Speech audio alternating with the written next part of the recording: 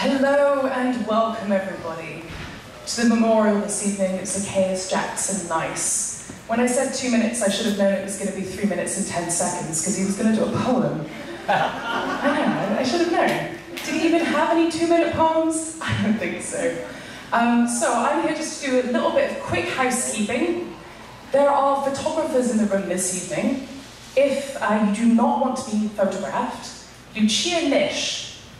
Where are you, Lucia? All right. No one but I can see her, but she's wearing this fabulous polka dot dress. If you tell her, the photographers will not put your image online.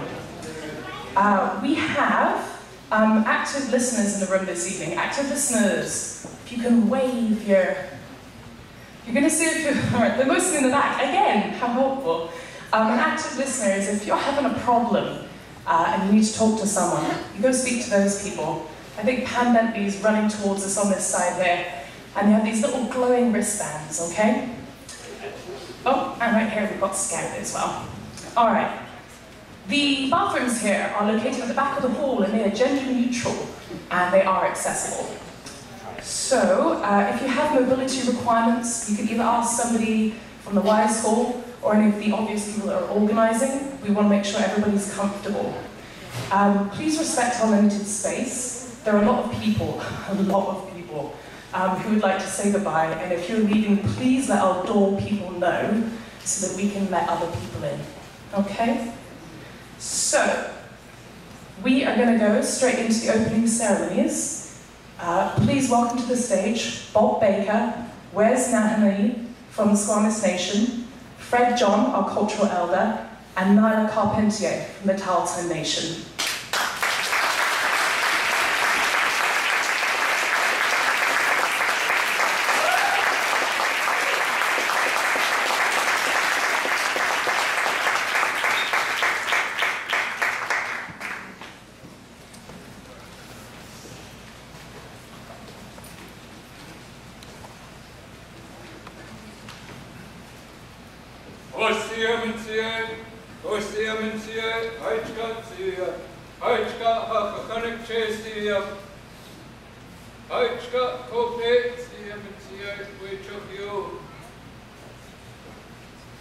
My name is Cheoxton.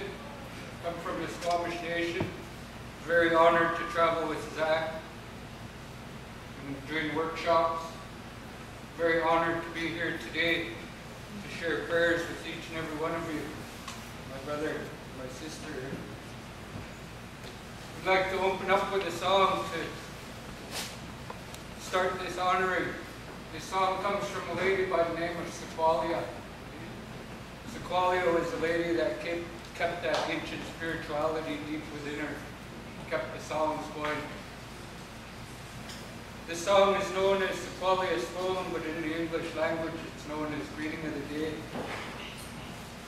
As we know that we go through times like this, each and every one of us, we must continue on with our days in a good way. Knowing that our brother, our son, our loved one is looking down upon us, not wanting to see us hurt too much, but to continue on. These are some of the words that I heard within his words, is we need to carry on and to step forward and be strong. So we're going to share 2 songs, Sequalia Sloan. Starting off with Greeting of the Day. Acknowledging that good spirit within each and every one of you.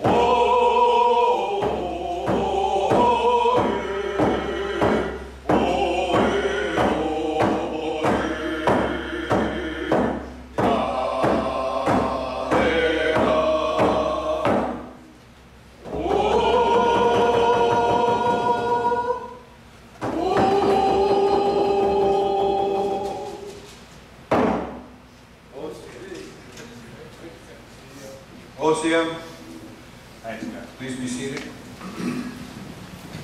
Jut Mahat, Than Kushaman, Sa'apalak Stomak Sna. We would like to continue with our second song, a little explanation. Yal Swolum, the song for Zach's canoe. As we know that he's on a journey, and we liken this to our journeys here on the West Coast in our seagoing canoes, and that our formula for a successful journey is simply sung in this song, represents harmony, represents working together, represents having a clear mind and a clear heart, and also knowing our protocols and our culture, the families we represent on the journey.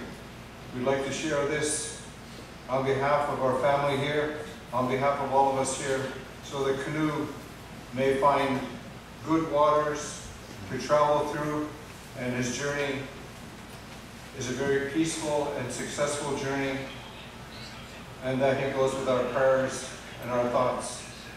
Yep, go swollen to finish our part of saying hello to you today. Osia.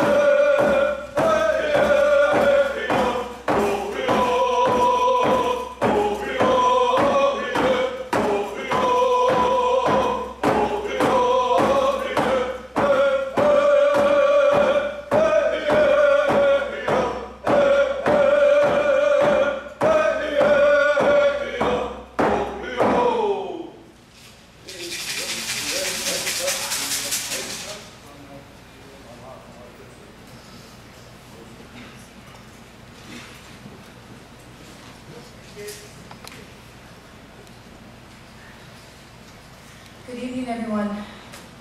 My name is Nyla. I'm Talhtan, Casca, French and Scottish. And the dress that I'm wearing comes from the Anishinaabe, Ojibwe First Nation. It's a jingle dress. It's a healing dress. And I'm very grateful that I'm allowed to be here. I'm grateful to the family, and to the friends, and to the loved ones. And so without further ado, I'd like to introduce our elder, Fred John.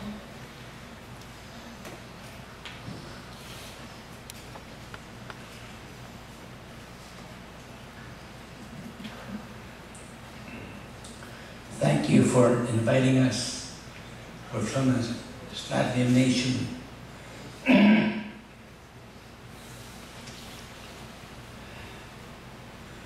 thank the nation we're sitting on now for us to be here, and our organizers of this hall, and ask permission from the elders that I may speak. And we'll be singing some songs for you I'd like to do a prayer also for the one who moved on, and we'll do some songs after.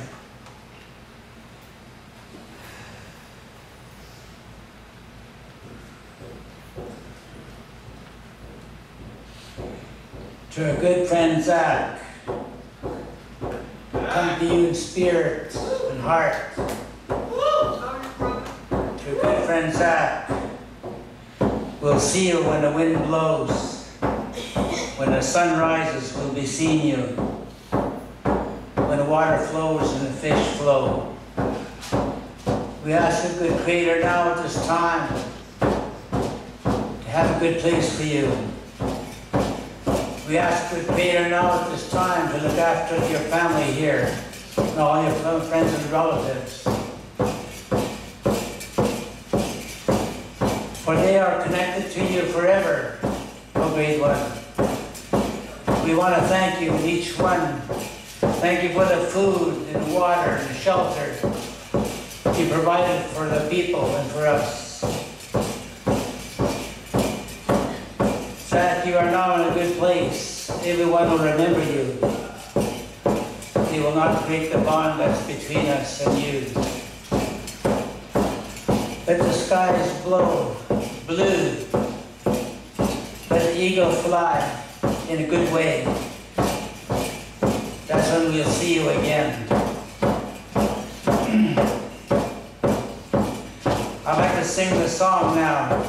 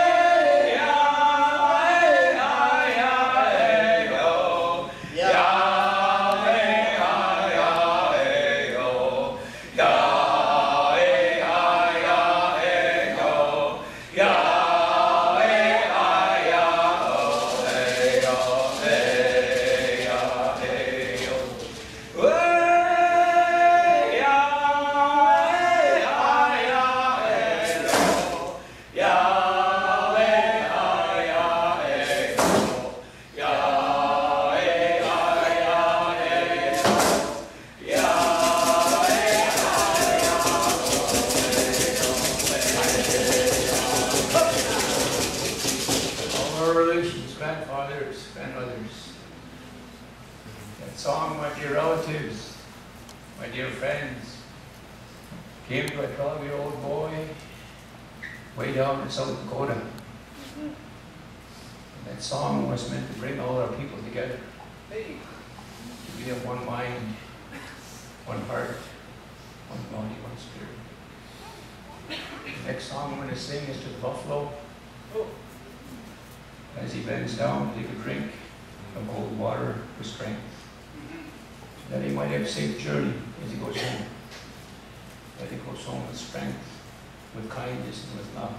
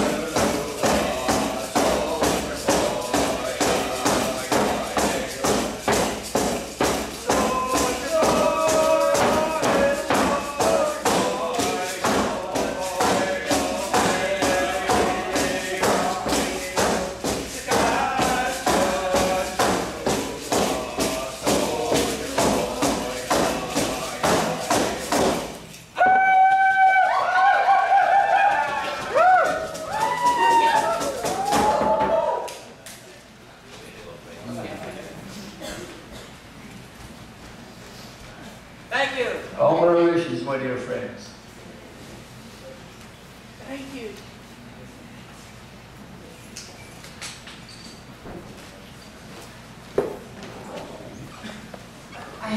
As I was dancing, I couldn't help but think how interesting it is that we had such a combination of our opening ceremonies from Squamish, Ojibwe, Talhtan, Haisla, Blackfoot. If I'm missing any nations, I apologize. But that's how Zaug was. That's how he is. He brought all nations together. No matter where they came from, no matter what religion, he brought all peoples together. And he had some really cool people in his life, really awesome family, a big family. And he had a really awesome group of friends who were like family. And so thank you for allowing us to open today. Thank you. And so as they say in Talhtan, Madu, Ojibwe, Miigwech, OCM, hi, merci. If you know a thank you in a different language, feel free to say it now. So thank you. Thank you.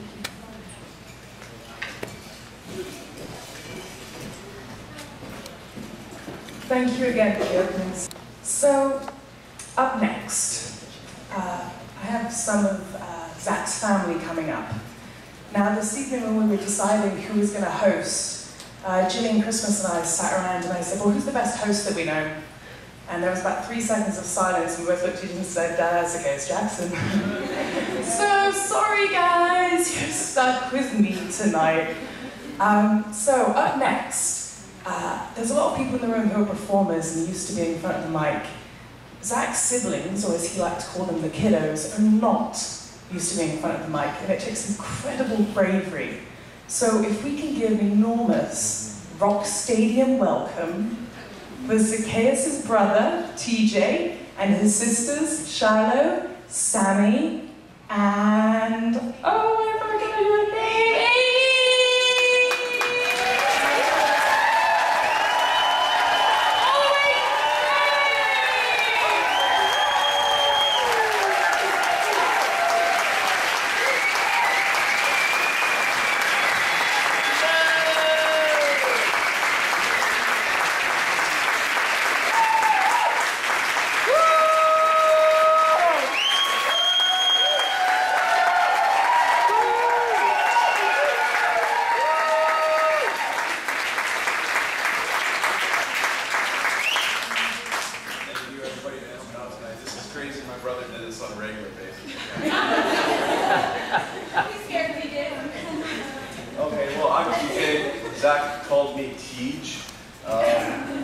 I'm the younger brother and the oldest of the siblings here.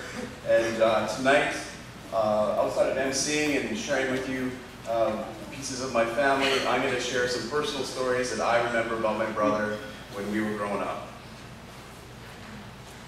My name is Shiloh, and I'm the oldest sister, but I'm also the middle child, smack dab. I had 2 older brothers and 2 younger sisters. The big running joke was that Zaug was the one that looked the most like me. No, so badge of honor, badge of honor. I'm 31, Zaug would have been 37 in 7 days, and you heard Jess say that he called us the kiddos. Not so much TJ, but anytime he saw the sisters or talked to us on the phone or give us a big hug, he'd be like, hey kiddo, what's up? So we're the kiddos. My name's Amy. I'm the middle sister. Zaug called me Amy. I'm 29 years old, and apparently I'm the funny one. So.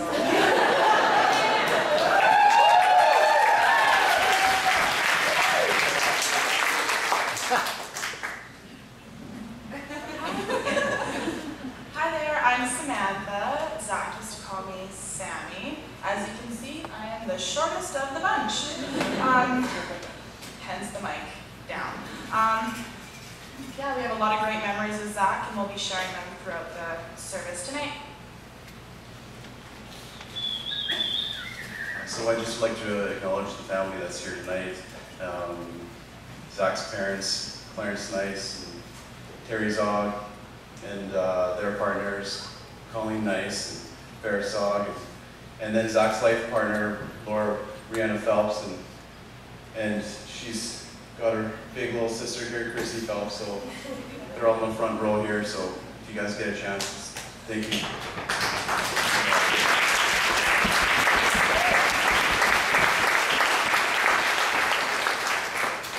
So working with Jillian, Jasmine, Jessica, no, I can't even name them all right now. We wanted to have some kind of memorial service for Zac, and also learn and share about with some of these performers in the Vancouver area. So to start this off tonight, we're going to have the parents talk about some of Zac's life story from their point of view.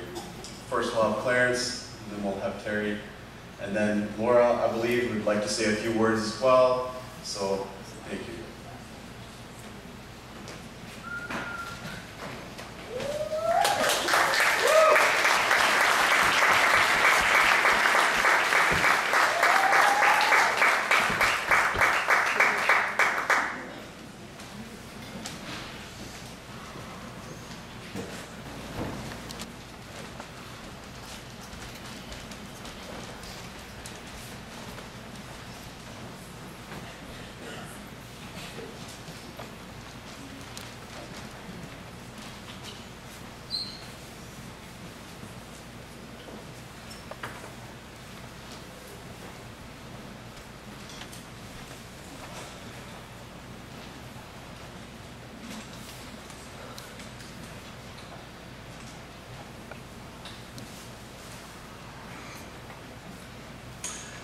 Nukwa.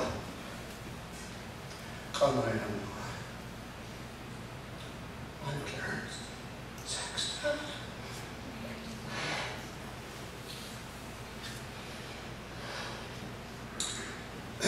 I'd like to say to Zac's mothers,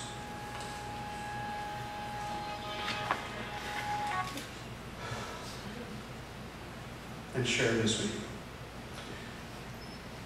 In 1951, Zac's grandfather, the last master canoe carver in our nation,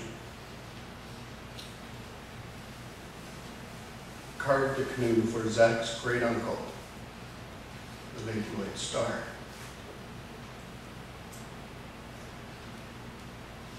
When I finished my schooling and my education and moved home, my cousin, Lloyd Starr Jr., gifted that back to me. It now sits in my yard.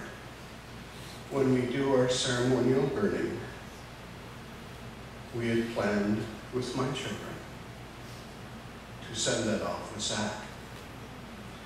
I share that with you because the opening welcome is talking about the role of what we call the gilwa, the canoe in our language and in our culture. Zac comes from a large Haisla family and is predeceased by his grandparents, Tom and Edna Nyce, and many, many aunties and uncles. Zac's Haisla name is Gildani, given to him partly in jest from his uncle Tom. Gildani means a growing tree out of control.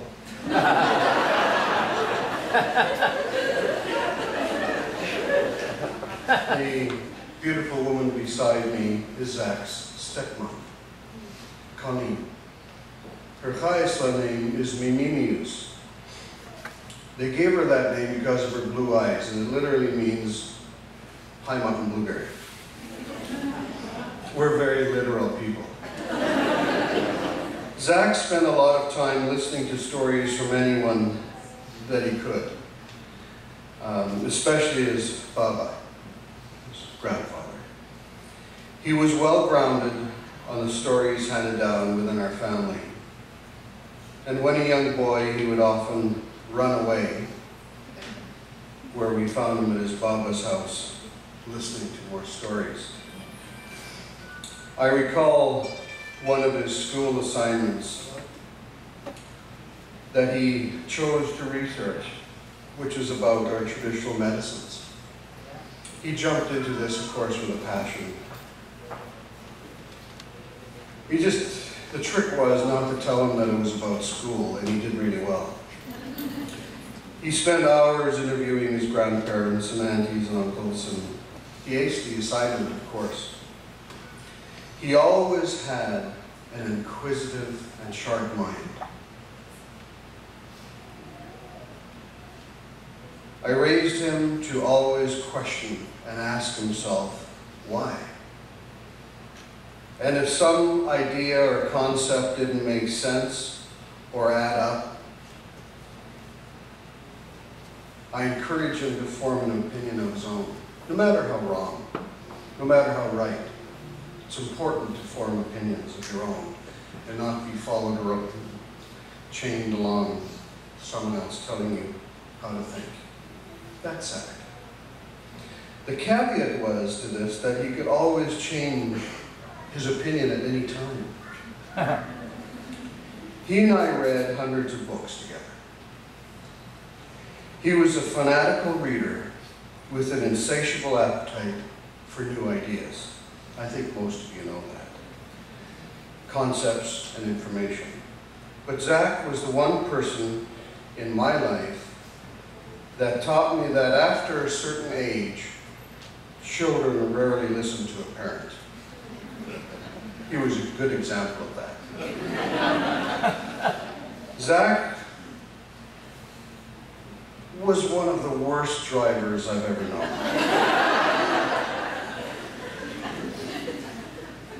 And Marlene, I'm not sure if you have relatives in your family that, I'm not sure if it's a DNA thing. His sister, okay. Still to this day, we have 3 gaping holes in our patio deck to prove it. And this was a slow tractor, it wasn't a car. He never did get a driver's license. In grade 11, they gave him a book entitled Zen and the Art of Motorcycle Maintenance by Robert M. Persby. Beyond the kind of metaphorical and concepts and ideas in the book, we both came up and arrived at the plan to take a father and son motorcycle trip around Western Canada. The deal that I and his stepmother, Colleen, would be that we'd pay for half the bike. He'd have to come up with the other half in cash to prove it, then we'd buy a motorcycle. And then I paid for his driving lessons. While he aced the theoretical part, he completely failed the road test. Twice.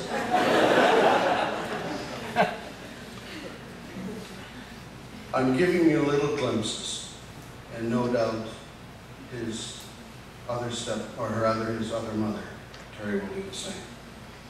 At this point, however, I want to publicly recognize Zach's biological mother, Margo Jackson, who is here with us tonight. With Marlene, is also a small part of his family. Destiny, Zach's sister, beautiful woman. Chris, Destiny's spouse. Zaug also had 2 other brothers named Brian and Francis Jackson. Zach is survived by his 78-year-old grandmother, Margo Jackson, who's not here tonight, and also is an uncle and a great uncle. And typical with First Nations families, I'm sure it just kind of goes on and on and on, you know. And we rarely admit we marry cousins, right?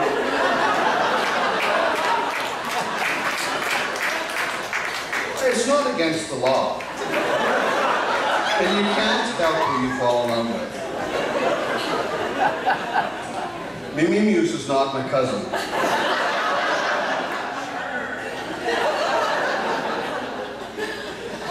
this time, before I continue, I personally thank you, Marlene, for allowing me to be Zach's dad.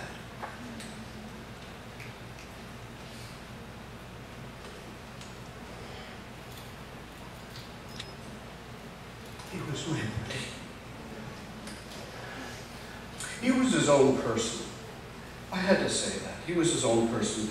I loved him intensely, while as difficult as it was, I also learned to give him a space. I always found it difficult to be away from him. While I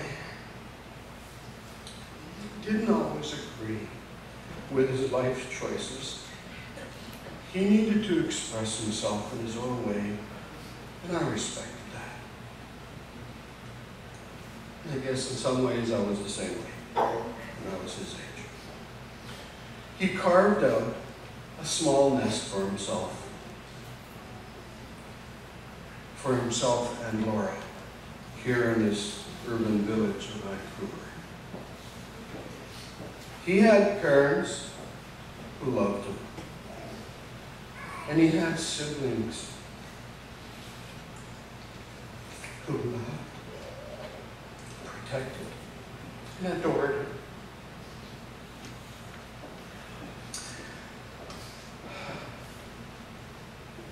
I want to acknowledge members of my family here tonight who have traveled up here to help us memorialize my son. Gildenny, till we meet again, son. We love you.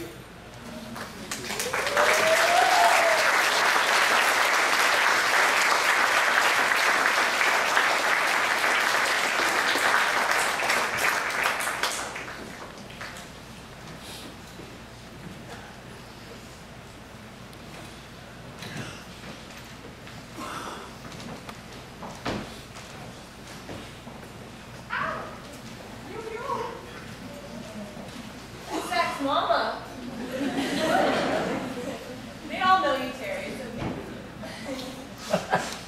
First of all, I want to say that Zach was everybody's son. I just had the privilege of caring for him his first almost 18 years of his life. I too will pay tribute. I want to pay tribute to his biological mother, Marlene, and I learned about destiny from Zach several years ago. So I honor you women. Thank you for coming. I don't know how I'm going to get through this, so I thought, well, the only way I'm going to do it is Zach's style.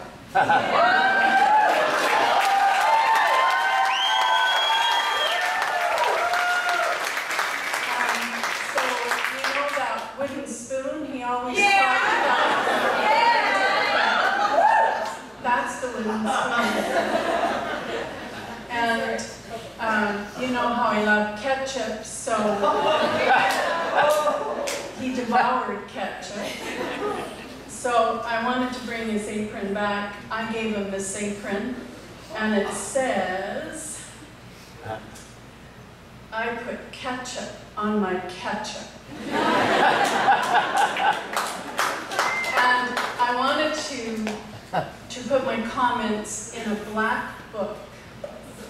Anybody seen Zach's black books? They're all over the place.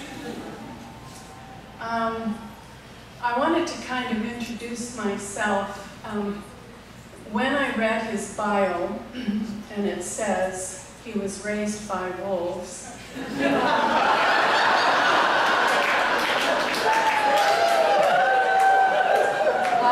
alpha female.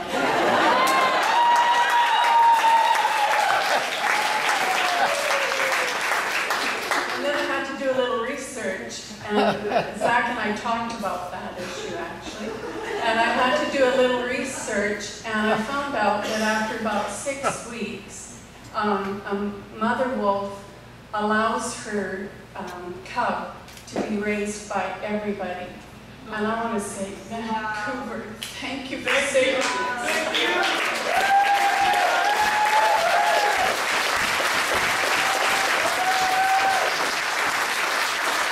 So I just wanted to share some of, sometimes you say, Mom, you've got to come to Vancouver. And I would say simply, Zaug, how are you going to explain me?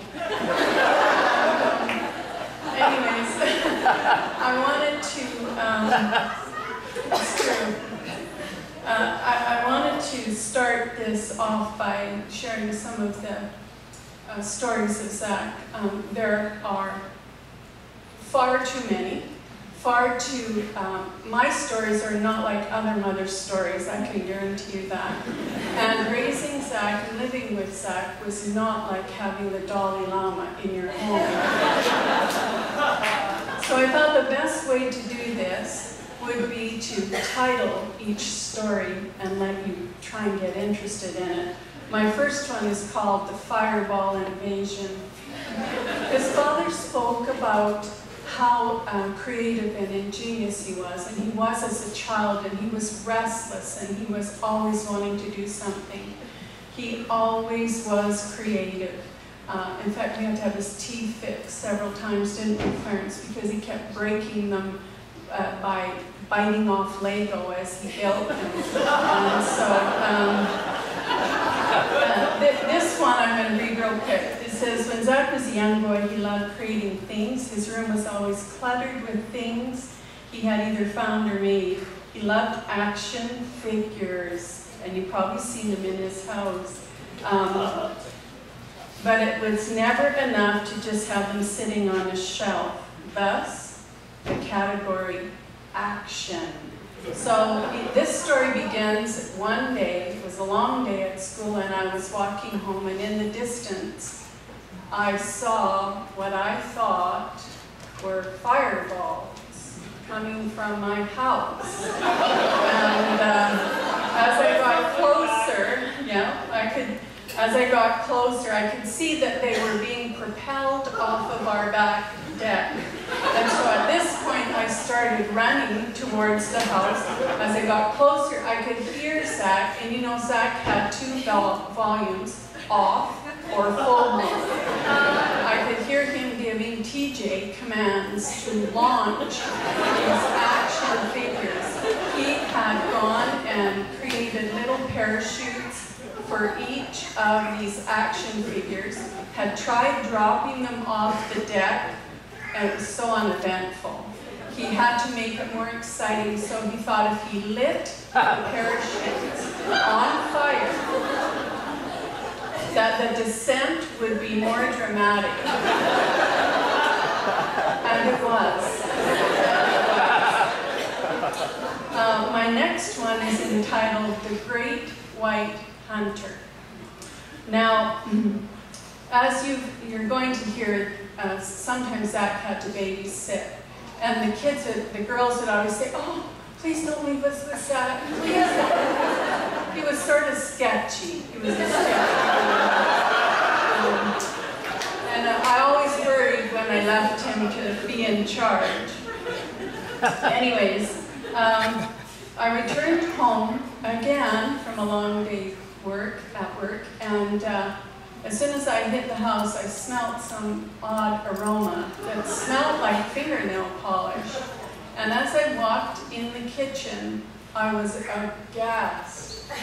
There, splattered over all the cupboards, all the appliances, the microwave, the ceiling, the floor, the chairs, the table, there was nothing missed, were little specks of white paint. And plus this aroma of this fingernail polish. And so I called the troops. It's time for an interrogation. But Zaug had primed them very well. And as I lined them up to find out just exactly what had gone on, the three kids were silent. But Zaug had a story. And And you know Zach's story, they just grew and grew and grew. And the story was that he was trying to take the top off of the whiteout bottle on top of the fridge. The bottle started to fall down and it just spun. Now, everything in my kitchen was covered, oddly enough, except for Zach. So, I tried to gather my words here, so I just want to read this line. Then he proceeds to expound on, Mom, you probably don't know all about centrifugal force. And he's trying to tell me, I'm a teacher. Don't tell me that. And so, and then I really intensified my investigation, and with that my volume got a little bit louder, and I wanted to know, this is a rental home we were living in, and at that time we were just all by ourselves, and so, but none of the kids would budge. Zach had to go off to take a swimming test. And so while he was gone, they started weakening one by one. And eventually, I was told the story. He had a pellet gun, or I guess it was a TJ's pellet gun, and he decided to sight it on a whiteout bottle that was on top of my fridge. And Zach, being as impulsive as he was, pulled the trigger. And so I white out all over my I'm going to try and get through these. The next one is called E.T. Called Home. This one's a little more tender because there were about 7 years where Zach, well, they were difficult years for him. When he says he had demons, he did have demons, and perhaps maybe to a certain extent right up to the end. And in those times, that was when I thought that tragedy would strike. Certainly not now. But that's when I thought that tragedy would strike, and I would many nights cry and wonder where he was. And he would always call home about once a month, kind of give me a report. And I'd always say to him, make sure you take an address book or something in your pocket in case something happens. They won't know who to call, and I want them to call home. And so there had been a period of about maybe 6 weeks, and I really was getting quite inconsolable. I hadn't heard from him. I wondered where he was. And so I convinced my husband, who at the time was an RCMP, no, not now, you're safe. He's retired now. He was an RCMP, to use his pull and to call to the city of Calgary. And so he did, and the message was to go and contact Zach. So and there were times that I myself went and found him, and we talked about that later, him and I. But the constable, poor officer, went and knocked on the door, and I think there was what you would call a social affair going on. And the officer said, is Zaccheus Jackson here? And of course he came to the door, and the officer said, well, Zach, we've got a call from Tabor, and it's an urgent call. And Zach was a little afraid, and he said, your mom wants you to call home. He did. He did. My last one, or one of my last ones, is my favorite. A year and a half ago, Zach came to our school. He came home. He would do that often. He would say, Mom, can I come home for a while? I guess it was a time of healing and peace for him.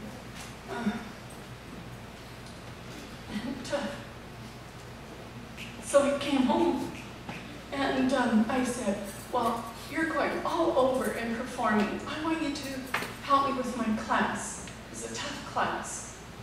And he could do that. And then I said, well, I sort of set up that you're going to do a workshop at the junior high too. I've already talked to the First Nations counselor, and she said that it's okay. She kind of wondered why I would have a native son, but I didn't get into that, so you'll have to explain all that. So she said, okay. So he said, yeah, I'd love to do that. So the night before he was to come into my class, he'd gone for a walk. He said, Mom, I just want to go and see where we used to live. And he said, I was a pretty lost boy when you came here. And I said, I know. So he went off for a walk, but I went to bed, and in the morning I thought, oh my goodness, I better wake him. You know Zach and his time management. So I thought, well, I'll wake him.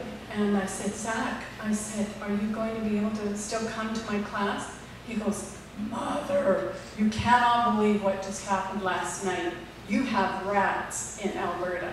I said, rats in Alberta? We do not have rats in Alberta. And, he said, and then he decided, or started to tell me the story of how he was walking right by the corner of our school, and he had his hiking boots on, but this rat came and kicked and tried to bite him, so he kicked at it. Now, I'm not going to say what I said to him after he told me a rat tried to bite him in Alberta. Zach, what were you smoking? And, no, honestly, Mom. And it came at me 3 times, and finally I stomped it. I said, Zach, we don't have rats. And then I started walking away, and I said, Zach, are you still going to come and talk tomorrow and talk to my kids? And he said, yes. I created this whole poem. It's called My Rat Stomping Boots. And I said, your rat stomping boots? And then he said, yeah. I said, and he was so excited. He said, Mom, you're going to love this poem. It's just going to rock your class. So I said, okay. So I started walking down the hall, and then I thought, this doesn't sound good. So I went back and I said, Zach, what if you do this whole poem and you've actually killed somebody's cat? And he said, I knew you would say that, so I saved that rat, and it's buried under all those leaves and bushes. So I said, okay, we'll see you at school. So first thing in the morning, I sent my teaching assistant before Zach arrived to go and find the bushes. She came running back. She said, it's right. He's right. There's a rat there. There's a rat there. I went, we have rats in Alberta. So he came back and he came to school. I called the bylaw officer. It was a muskrat. But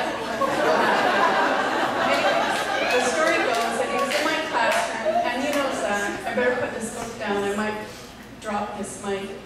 Big as life, My class is fairly small. These kids come from a very quiet, conservative community.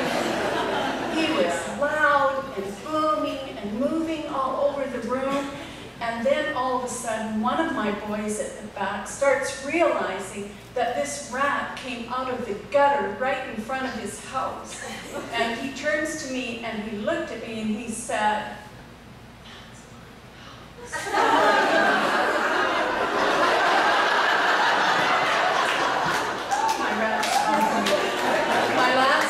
title of my chapter is called All Who Wander Are Not Lost. I don't have an ending for it yet, but I did want to read you a post that I put in on my Facebook page. We brought Zach home yesterday evening, being in Vancouver. It was a huge sigh of relief for me. But as I walked down Robson, it was confirmed to me why Zach absolutely loves Vancouver. Robson was vibrant and buzzing with all kinds of people. People just like Zach. He would not have stood out here. He would have blended in. It actually made me smile and almost feel giddy. I know he must have had something to do with that. I found myself twisting and turning and trying to take it all in. As I was returning to the hotel, I passed what appeared to be a young man or a young woman, wrapped up in a blanket, lying on a corner, trying to take shelter from the rain. My heart ached as I had nothing in my wallet or pockets to put in their cup. Their image stayed with me mostly during the waking hours, which seems to be a lot lately. I knew I needed to go back and make amends, as my son would want that. After all, during his difficult years, someone did that for him. It is a promise I have made to myself, and I've kept my promise, Zach. Vancouver, thank you for all the healing influence we've felt since we've come here. Thank you all, dear friends. You made Zach have a purpose. He always said to me, Mom, poetry saved my life. Tonight I want to say, Vancouver saved his life. Thank you.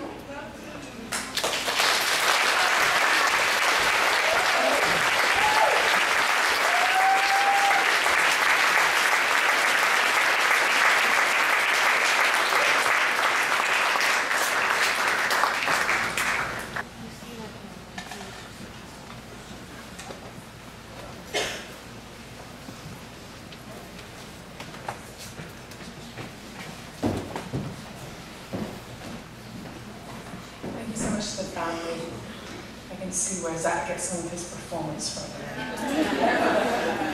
All right, another stadium welcome. Welcome up to the stage, Sammy Nyce.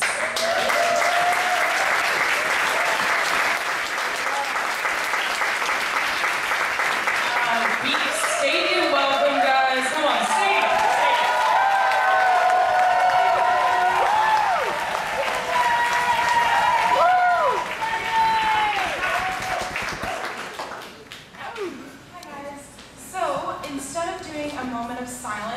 Poetry Slam world, I guess I could say, they actually do a moment of noise. So, instead of silence, we're going to say noise tonight, and as Zach would say it, give him some mad respect. All right, guys. 3, 2, 1. 3, 2, 1.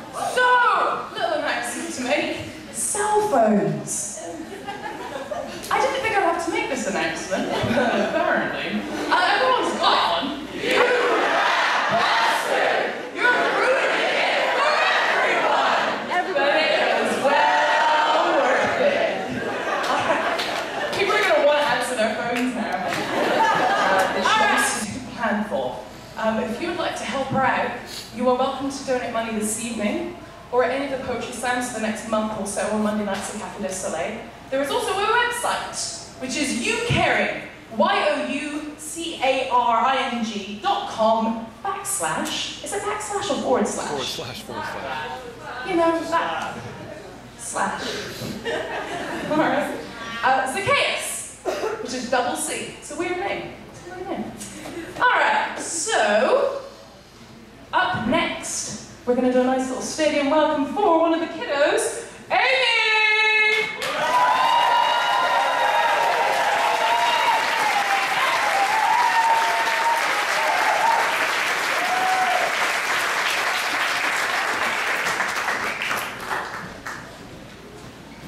All right, story time again. We had to think of stuff that we wanted to say to Zach. We had to weed out the stuff that we felt was inappropriate for our parents. It was left about half. So this story is about when we first moved to Alberta, 4 kids and my mom, watching arachnophobia. Okay. Why did we move to Taber? was 14. We're all in our jammies. We were doing fine until my mom starts freaking out.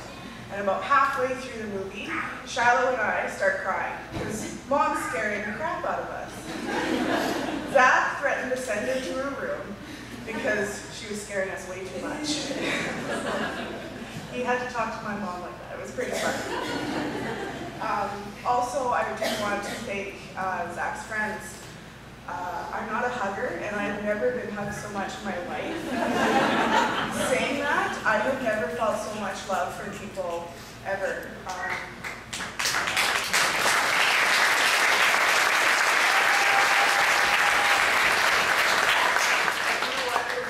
If we couldn't be around our brother, I'm so grateful that you could, and the community that was around him. I know he was taken care of, and that makes me so grateful. All right, moving on to crime. R.C. Weslowski. Okay, I had to practice that. This person is a fellow poet, performer, and friend. And let's give him a round of applause.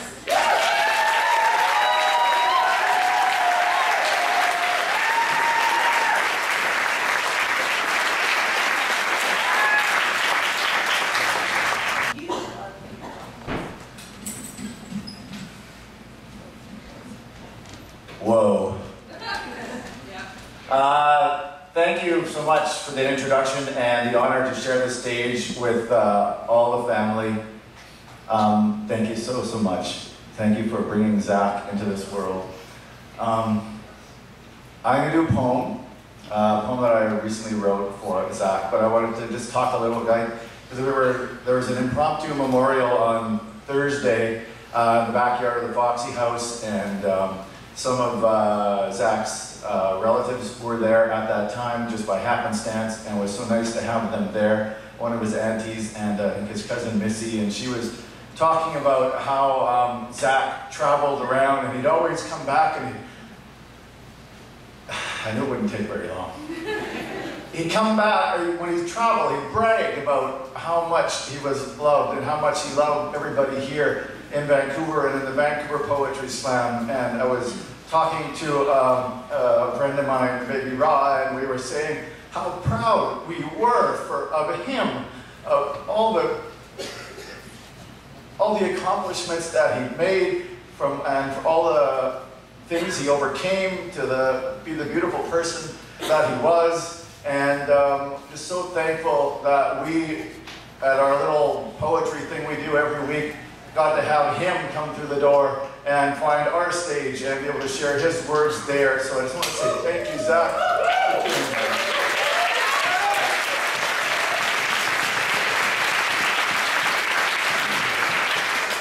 So I'm going to try and do this poem without crying, and but I thought I could get you to help. Do a call and response thing. For those of you who haven't been to a spoken word event, sometimes we do call and response where the person on stage shouts something and then you shout something back. And this is something very simple, and we did it at the march, the memorial walk. And basically, I'm just going to shout out Zach's first name, and then you shout out his last name. We'll do that 3 times at the start, and we'll do that once at the end. And just to kind of, because we like, at the slam, we like to make noise, and we're all part of the show. We're all part of the thing. We're all in this together. So if you will, hopefully if you feel it in you, want to let out some noise, let out some grief with the noise, shouting Zaccheus' last name. Let's do this, and we'll try and get it done and have some fun with it as well. So here we go. Zaccheus! Zaccheus!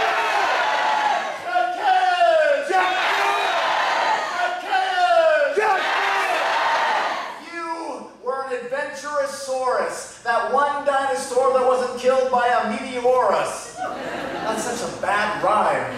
But you know, I was thinking about it too the other day. I was like, meteorus, that's not a real word. What do? You can't use that. And then I was like, well, you came up with another word, adventurosaurus. What does it matter? So meteorus. You were an adventurosaurus, that one dinosaur that wasn't killed by a meteorus, a survivor, a sojourner, traveling the world, telling their tall tales of truth to any youth who would listen. And man, did they listen with rapture and awe to those words that could thaw the coldest, most cynical hearts. Spatch your rhymes quicker than the flash, or Usain Bolt in a 100-meter dash with those zip-flipping words that heal more people than in the episode of MASH.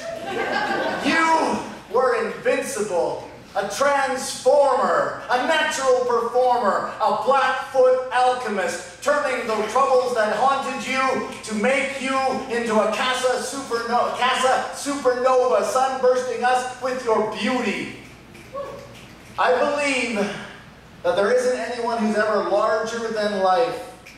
There are only those who are willing to step into and live the life they've been given, to inspire us, set a fire in us, encouraging us to ask thusly, like Bruce Lee, what am I doing with this life? How can I get more things done? How can I better myself? You spread that magic to the world. When I first heard the news, I thought that you had died wrestling an alligator, or a saber-toothed tiger, or maybe you were crushed by a heavy cookie. Now, it's a bit of an inside joke. Zach and I and Brendan and a couple of other people, we'd go to high schools and we would do this all-star slam, and the kids would judge who was going to win. They'd have 3 scorecards and whatnot, and we'd do that, and Zach would always come up and he'd do his great, amazing, hard-hitting pieces, and then I'd get up and do this stupid poem about a heavy cookie, and I'd always win. And it pissed him off. I mean, there's no accounting for taste. Some people like Chris Farley. I like Chris Farley. So what? Okay, good. So anyway, heavy cookie. Or maybe you were pushed off a cliff by a mastodon.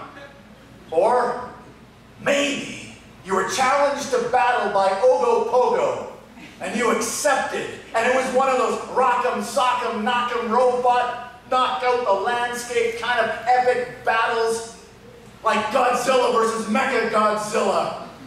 And in the end, when it was over, you didn't die. You rose triumphant. And you put your arm around Ogopogo and said, hey, now that it's over, we're friends. We're family. Because you knew that your family was never big enough. And if you had enough friends in this life, you'd never die. I still find it impossible to think that you're dead. I can't wrap my heart or my head around it, that something in this stupid world could ever beat you. But I suppose if it had to happen, it would take a motherfucking train to kill you. Rest in poetry. Rest in peace. Rest in power. Zaccheus Jackson! Thank you. Woo!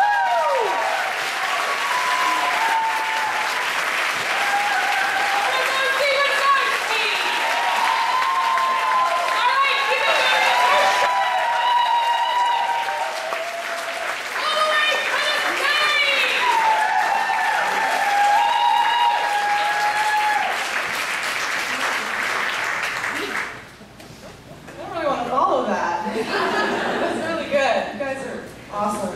Always have a way with words. So Zach got started early with poetry. He always loved words, but he didn't really know what it was going to turn into. And when we were little kids, there was this lady in our church congregation. Her name was Regine. And I just remember she was a little stuffy and she was single and she was friends with us, and she had this crazy wiener dog that I swear had like rabies or something. And I, because of it, always thought that wiener dogs always had rabies and they were just vicious and they weren't a good breed. And she, anyways, loved this wiener dog, and we hated it. And we always tried to make friends with it, but it always ended up growling or biting or something. And so Zach thought of this really awesome chant, and that we would say around the dog. Of course, we got in trouble, and so we had to say it behind her back. But soon it caught on through the whole neighborhood, and it went like this. Get a little fire, get a little stick. We'll all get together, but zip be on a stick. Zippy was the dog's name. He's a dog, so.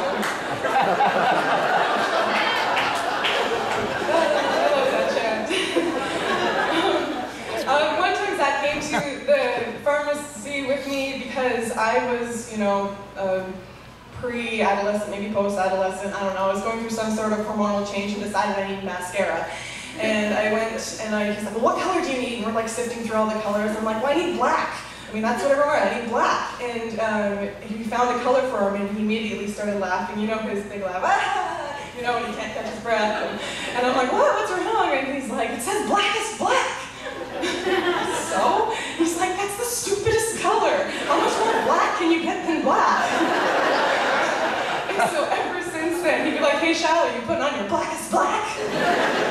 And he loved that color. And so I didn't wear black today to, you know, be all dark because it's a funeral or anything like that, or memorial. I did it because that was his favorite color. Black is black. We have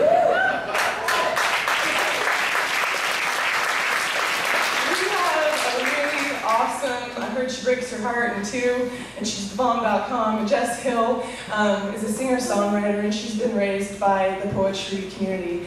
Jess Hill.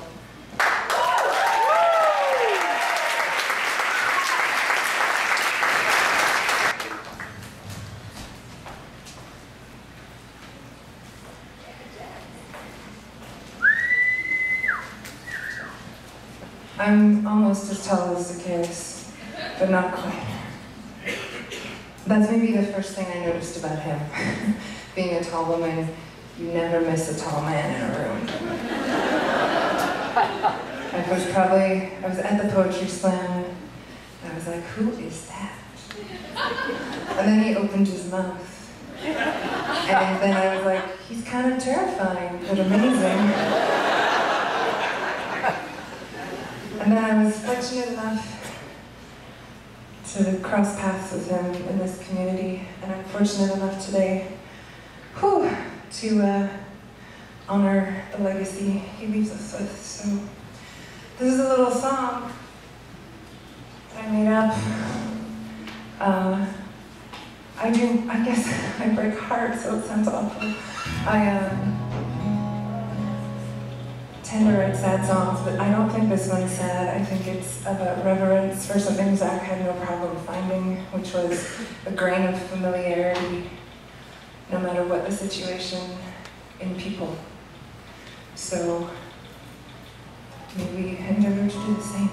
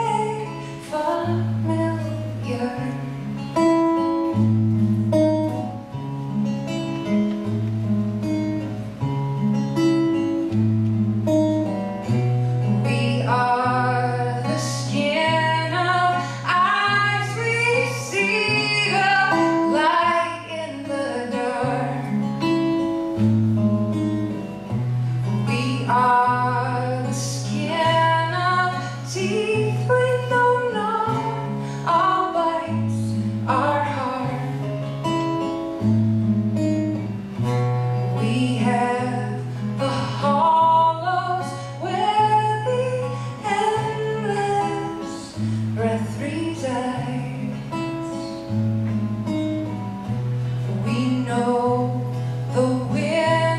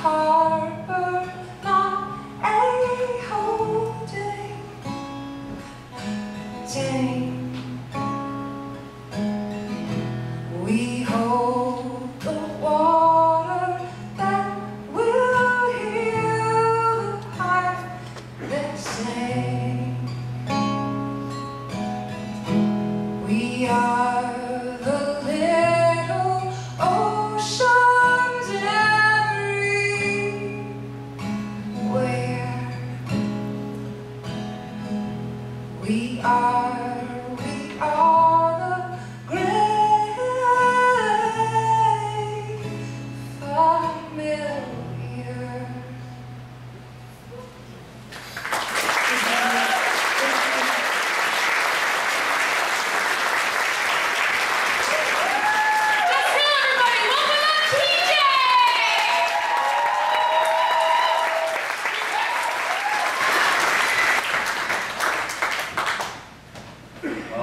familiar.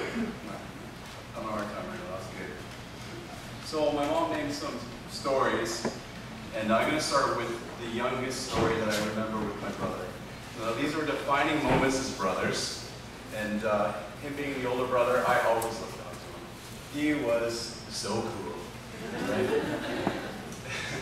And so in our, I'm highest love, believe it or not, and in our culture, Anuyam is a belief, and let me say this right, I asked my dad tonight, Niskad means payback, I guess I said it wrong, obviously. But me and my brother would, I remember 2 times, and I call this story Crows and Frogs. So when we were young, we lived on the reserve at one point, and as a kid, I remember almost wearing those suspenders with no shirt on. That's kind of how I remembered it. But we had figured out a way to catch crows. And me and my brother thought completely differently.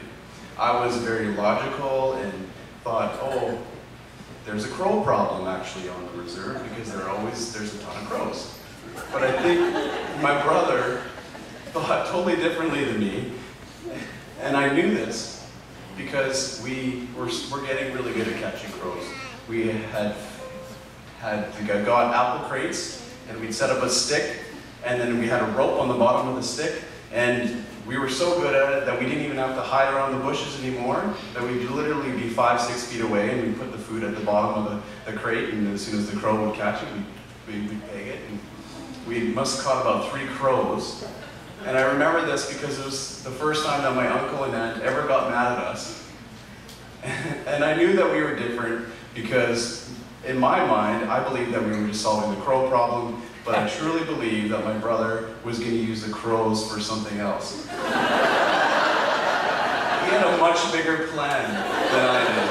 He had a much bigger plan. And he was the master of minds to me, he was. So a few years later now, we had, I don't know, we were by a pond. We weren't, and we had decided that we would catch a bunch of frogs. And once again, I thought there was an abundance of frogs and we were solving the frog problem. And I remember this because we had designated different areas in the pit that we had created. There was toads and there was the red-leggers, and my brother loved these big red-legged frogs, and that was his mission. And I was so proud of this because we had caught at least 200 frogs. And I remember going to tell my dad, and my dad came back and he was furious. But you know, once again, well, this is a belief that it was bad luck. We pay back, right? So it was bad luck. So we had, you know, that was a life lesson for us. We put the frogs back one by one, but once again, my brother ultimately had a bigger motives than I did. You know, I just wanted to catch solve the frog problem, and he wanted to do something else. I won't get into what we did later on, but anyways, our next performer is Tania Dixon. I believe she's going to tell a story about Zach. She's the managing producer of the Talking Stick Festival. Good morning.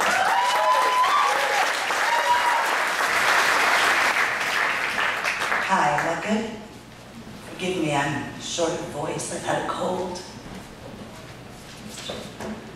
So I'm here on behalf of Full Circle First Nations Performance, and we've had Zach working with us for a number of years. Margo Kane, the artistic managing director, couldn't be here tonight, but she's in Edmonton. But she did send me a note that I just do want to read for you. This is from Margo. I have a deep sadness for the loss of Zaccheus and the incredible work he was developing within our youth circles across the country. It was a joy to see how enthusiastic and delighted he was with the impact that his work was having on our youth. The youth were an inspiration to him as well. And we had just begun to discuss the bright future of developing more youth activities within our programming in the Talking Stick Circle, at the Talking Stick Festival, and within Full Circle's programming as well. And we pray that his spirit will be with us as we continue this vital work. So shine on, Zaccheus, we have your back.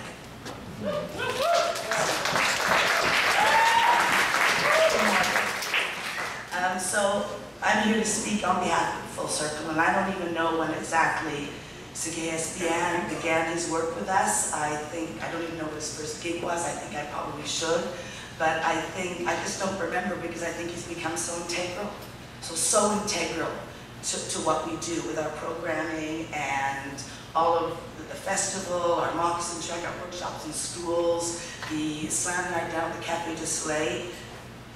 He's just so much a part of what we do. And so when I was thinking this morning about what I was going to say, I kept thinking, well, if I say all that, it sounds like a curriculum vitae, and you could probably Google that and find all those sort of fabulous things he does, but I really wanted to somehow, because we loved him so dearly, I wanted to somehow speak in the voices and the words of the people that I work with and that Zach worked with. So this morning, I sent out a quick email, and I said, can you just send me 5 words, just give me 5 words that for you encapsulate who Zaccheus is for you. So some people I wasn't able to reach, but I did reach most of my colleagues that I work with in the office, and so this is what we've come up with. I'm not a poet. I don't allege to be a poet. I'm certainly not a spoken word artist, but a couple of years ago I lost my father, and I had to speak at his memorial, and it was Zach, he doesn't know this, that inspired me to try throwing some words down. So tonight, these are the words of Full Circle, and they're random, they come together. They're some of the things I've added, and also thoughts, things I've heard over the 4 years of knowing him and over the last few days. Throwing down some words.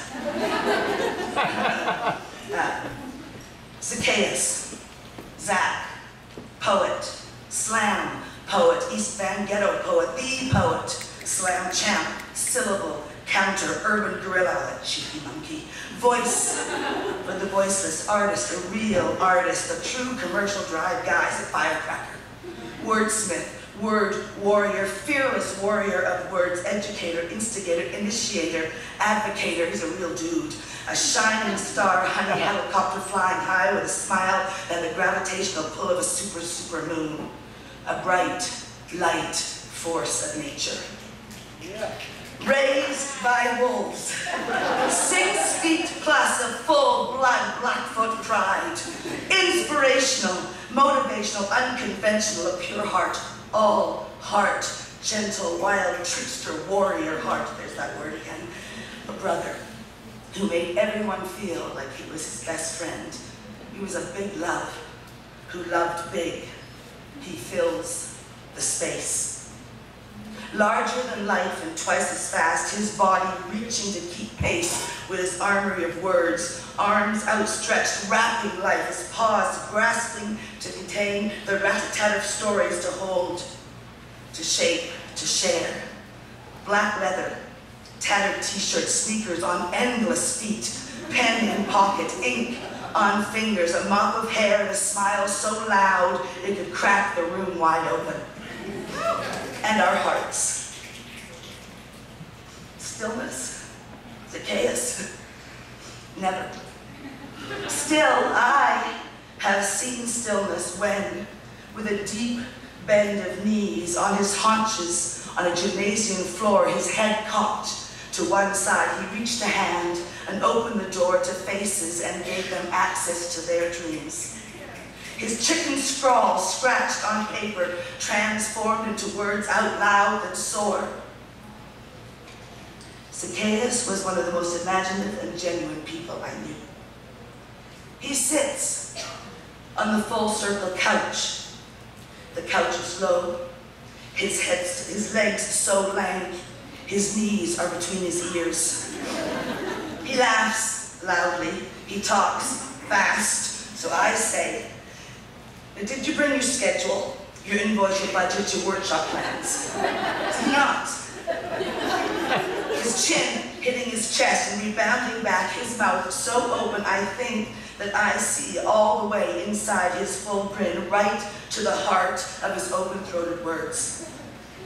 So he produces a tattered paper from a black book. It's lint, dog-eared, slightly grimy, it's well creased with just today's ideas. He presents it proudly and a little loudly.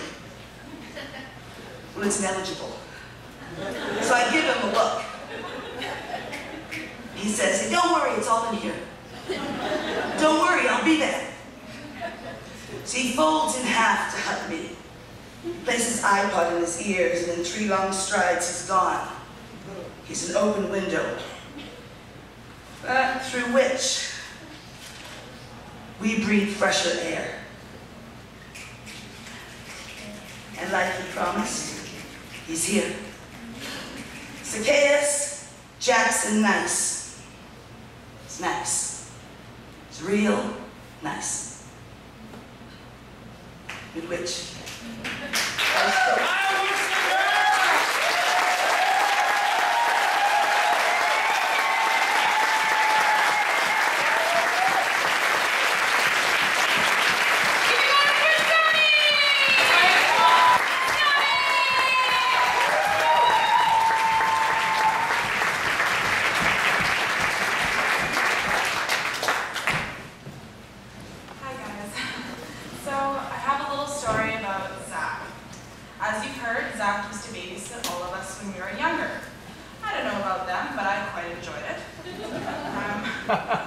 some things, I mean, growing up, we always have been very influenced by music in our family. We've always been into the arts in some form. Zach's, in his earlier years, was poetry, and in his later years, poetry as well. But Zach was never good at singing. He was a killer dancer, however. Most of you may know that when he would go out, he would actually clear the dance floor.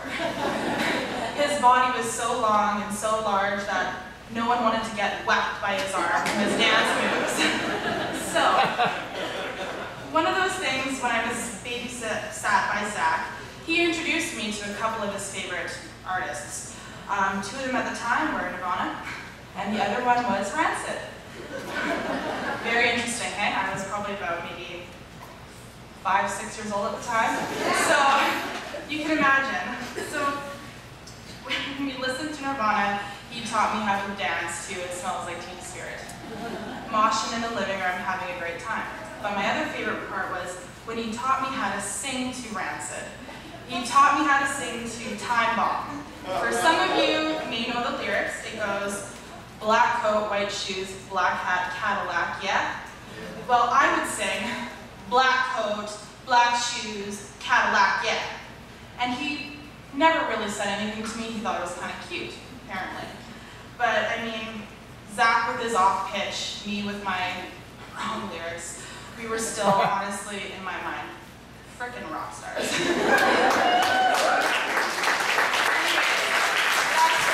One of my favorite stories about Zach when I was a young child babysitting. See, I enjoyed myself babysat by him. All right, next performer is Cat B.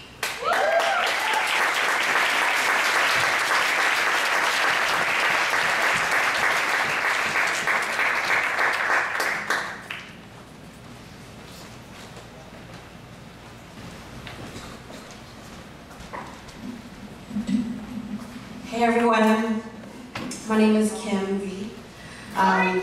It's all good, don't worry about it.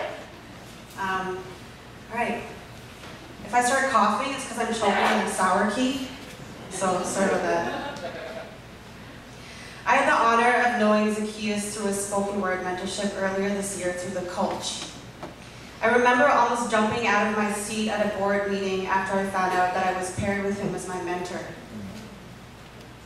I had seen Zaccheus perform a number of times around the city. I've always been an admirer from a distance.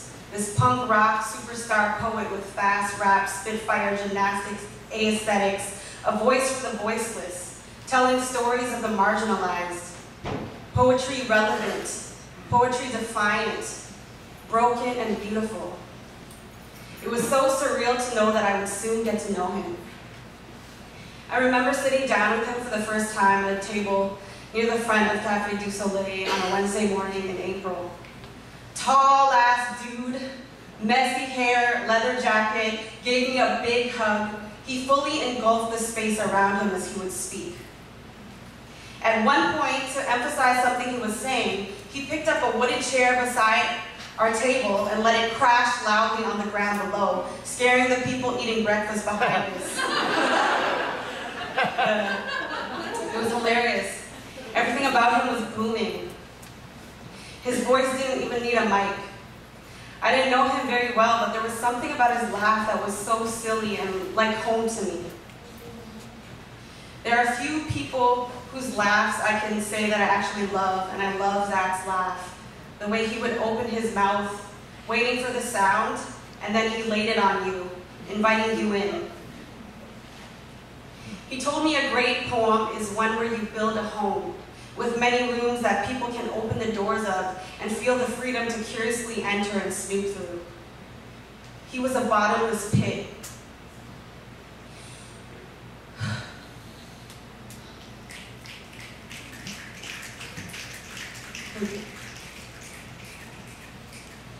I not only admired the way he could passionately flow endlessly about his art of word, but I wanted it. I wanted his bravery. I think everyone did.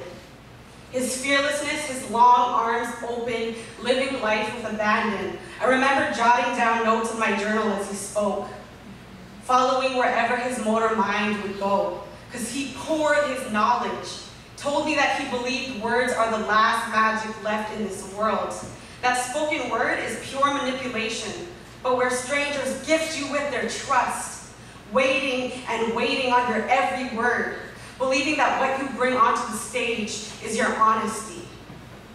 Honesty. I realized what he meant by that through his poetry. In his poem titled Inspiration, he begins the poem hating on a jerk in a wheelchair, and then he ends the poem saying, "Yeah, sure, I stood tall as a man, but a better man sat there." He told me, you have to place yourself lower than your subject, even idealize your subject, understanding that you are part of the problem. Through his poetry, he challenged this idea that you're not any better than anyone else. He was an amazing coach. At a park, he had me perform my poem, and then right away, he gave me a list of really practical and specific advice. Drip with sarcasm at this part, pregnant pause right here, shift your body angles to differentiate who's who during dialogue parts. After I found out about Zach's passing, I went back to a Facebook conversation I had with him when I was reminiscing on his life. February 18, 2014. Oi, oi! Oi, oi, how's it going? Pretty good, thanks. So I hear we get to work together soon. Yeah, I kind of flipped out when I heard you were included in the roster for spoken word mentors. I was glad to see some familiar names in the pile, yours included. Yo, it's such a dream come true to have you as a mentor. It's kind of effed up in a great way. My honor, seriously. Cats like you are the future of the art that I love. September 2, 2014. What up, Zach? I gave up on my life this past summer.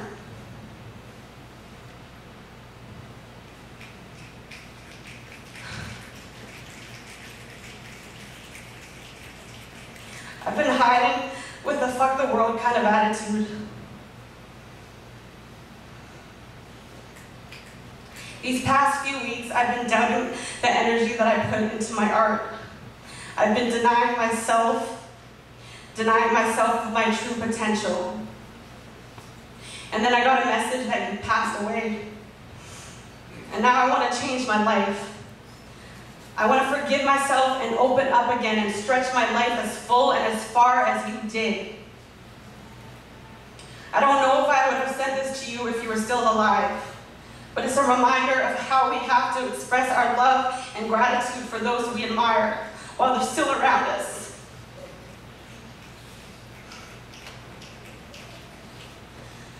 East Van Ghetto poet, your legacy lives in these streets. You are in every single mic that we hold. Your legacy lives in me. Your legacy lives in all the youth of Van City and all over the world. I never got a chance to say thank you, Zach. Thank you so much.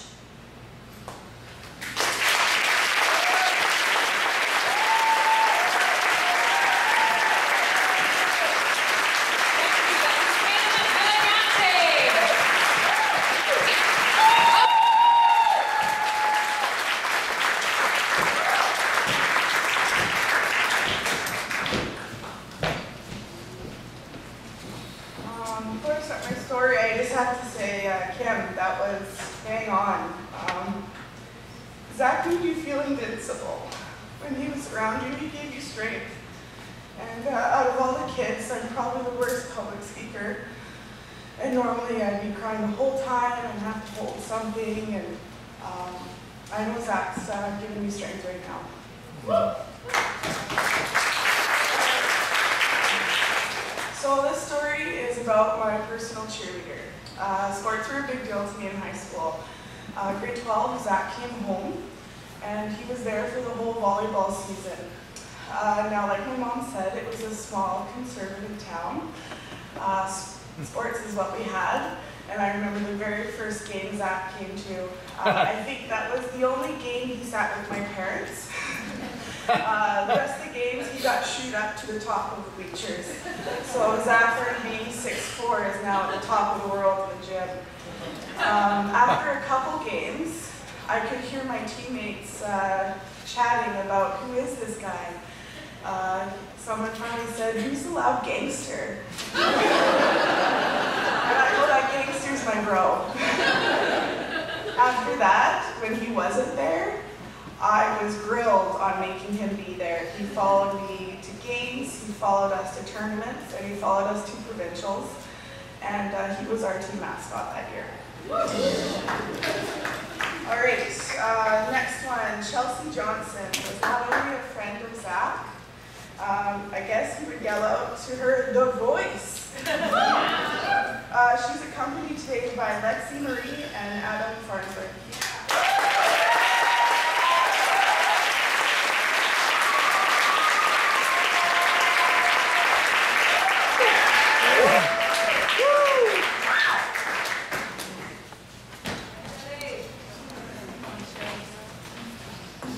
Hello, everyone. Hi, Chelsea. Chelsea Johnson.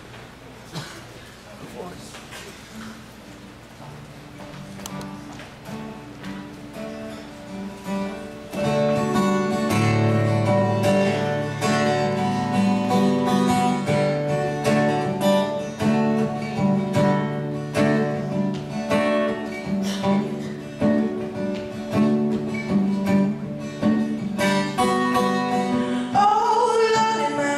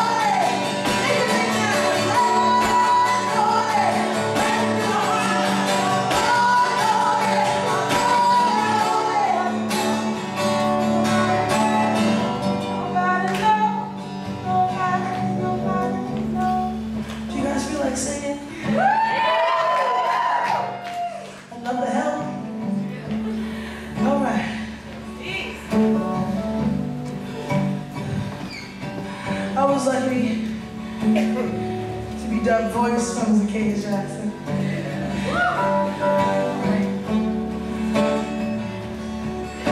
And I know he likes it big. And I knew that he liked it when I jumped around. We made a big old scene. So, why don't you join me and make a big old scene with it? We're gonna sing "I'll Fly Away" in his honor. Fly away in his honor. I'll fly away in his honor. You with me?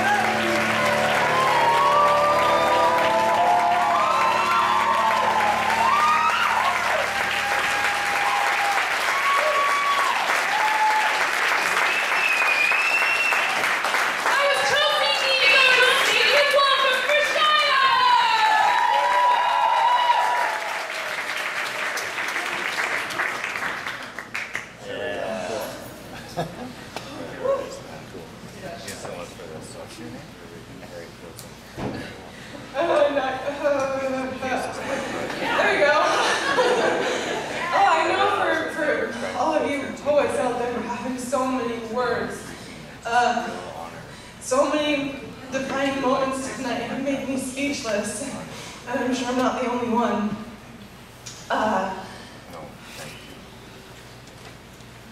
I wondered why I was so anxious yesterday getting ready. I've been so nervous. I don't know why. Why am I nervous? But I knew it. I know it's because Zach was here helping prepare us for this awesome celebration.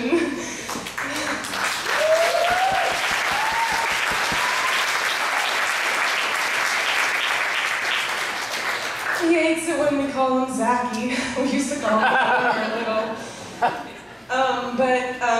As of the last couple of years, last time I came out to visit him, I was like, is it okay if I start calling you Zachy again? And I was like, yeah, that's cool, sis.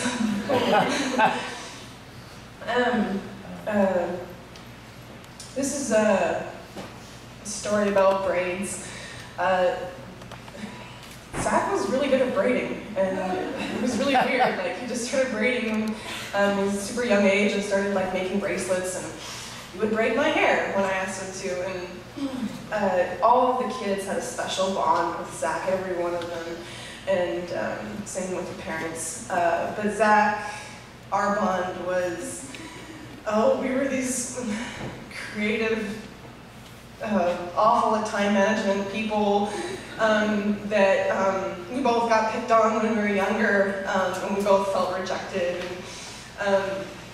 And my brother was so cool. I mean, to other people he was so scary, but to me he was so cool, and I felt so safe around him, just like dangling as we walked down the street with these huge tree limbs and chains and safety pins and studs everywhere.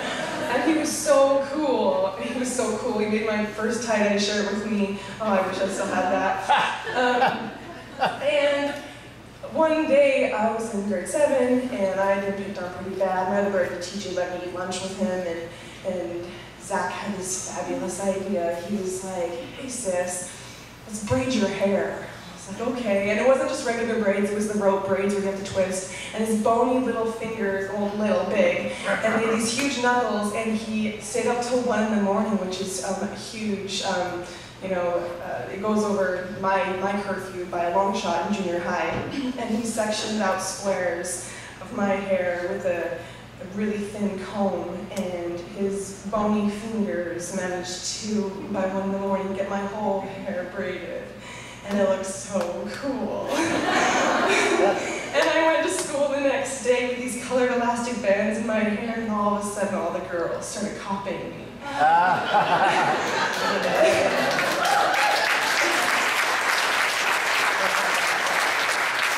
Thank you, Zach, for making me feel so cool.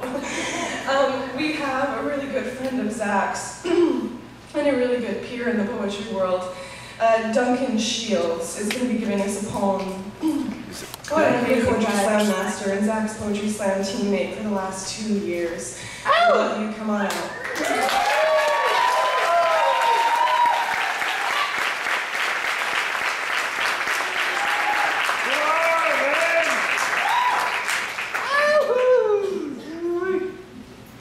One thing I always liked about... You're so sexy.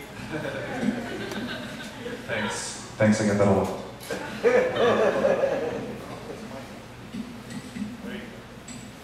One thing I always liked about following Zach in the Poetry Slam was I didn't have to adjust the mic.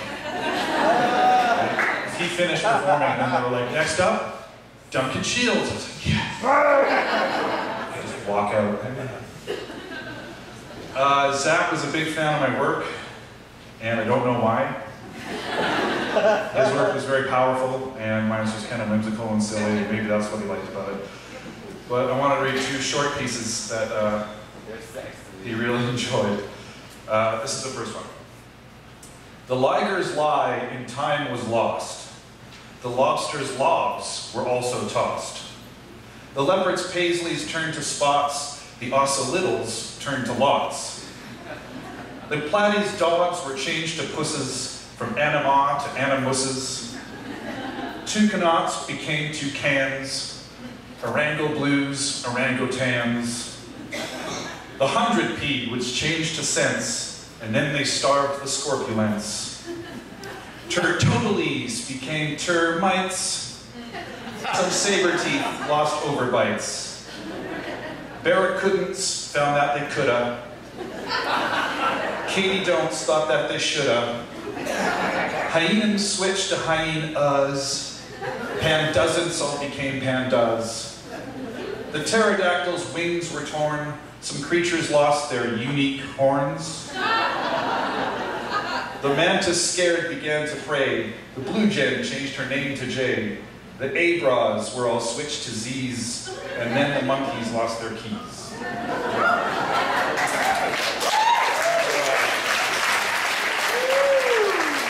whenever I read that one out, from the back, he'd always go, ha! And then he'd go, Scorpulets! And I was like, right on, man, right on. We did the Slamathon, which was 12 hours, and I did like a half hour. And when I was doing my set, he was like, do the grandma song! And I've always, like, his mind was so incredible, because I think it had been like 3 years since he'd heard me do this, and it's not one of my favorite pieces or anything like that, but he was just like, do that one! You know, his mind just had, it was just this library of everything, you know? Like, what poem did I do in round 2 3 years ago in Chicago? And he's like, oh yeah, no, you did this one. Yeah, that was in the 70s. Dude, that was a long time ago. Anyway, so this is the grandma song. And no disrespect to any elders here. My mom's in the audience. This is not about your mother. This is a fictional grandma. This is a completely fictional grandma, okay? And feel free to join in. There's some singing parts. Oh, Grandma drove a truck and she ate corned beef hash. She paid for everything she ate in cold, hard cash. And when she passed away, it was a big car crash. Oh, Grandma drove a truck and she ate corned beef hash. Oh, Grandma loved the men, she had a wooden leg. She'd take the men to bed and then she'd make them beg. And every Thursday she would drink a half a keg. Oh, Grandma loved the men, she had a wooden leg. Oh, Grandma worked on fighter planes in World War II. She fixed the broken engines and the planes, they flew. Once she punched a captain, he was black and blue. Oh, Grandma worked on fighter planes in World War II. Oh, Grandma used to hunt and she would bring home meat. She hunted with the knife and in her big bare feet. And Christmas dinner at her house could not be meat. Oh, Grandma used to hunt and she would bring home meat. Oh, Grandma married money, she liked old rich men.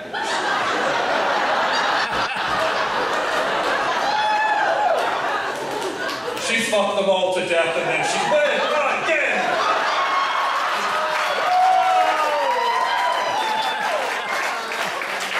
And when the last one went, it was an even 10. Oh, Grandma married money, she liked old rich men. Oh, Grandma played accordion and sang real loud. She loved to hear the people sing, so make her proud. And sing along with me, I mean the whole damn crowd. Oh, Grandma played accordion and sang real loud. Hip, hip, hooray! Hip, hip, hooray! Hip, hip, hooray! There you go.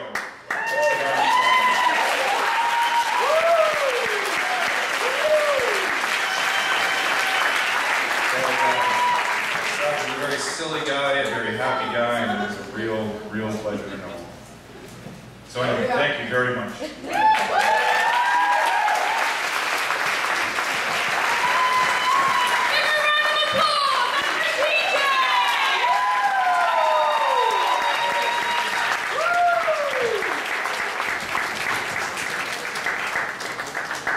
I needed a good laugh, that was great. That was phenomenal. Phenomenal. So after the age of innocence with my brother, he decided that he was very smart. He was so much smarter than me. He decided that we were going to run away. And he had told me the reasons for running away, and I told you that I'm very logical. So I thought, okay, well this actually sounds like a legit story. So I think it was a Robinson Crusoe book. I don't know why this just came to me. But he had glued all the pages together, and it was a hardback book, and he had cut out the center of the book, and inside the book we had decided that he convinced me that that's where we were going to put our allowance for the next, until we had enough money to run away.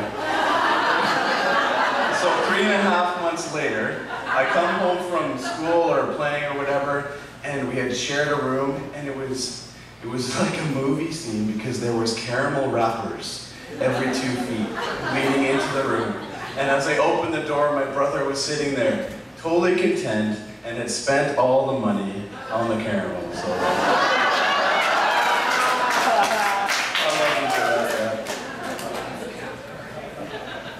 next performer met my brother at an Aboriginal variety show that they both performed at. Has been a fan since 2010. Is a fellow performer and friend, Dustin Hollings. Give him a round of applause.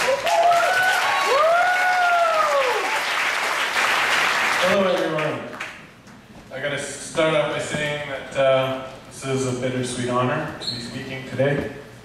And I want to thank Laura for inviting me. What to say, man? I only have 5 minutes, so I have to, in the spirit of Zaccheus, I'm going to try and do it in 7.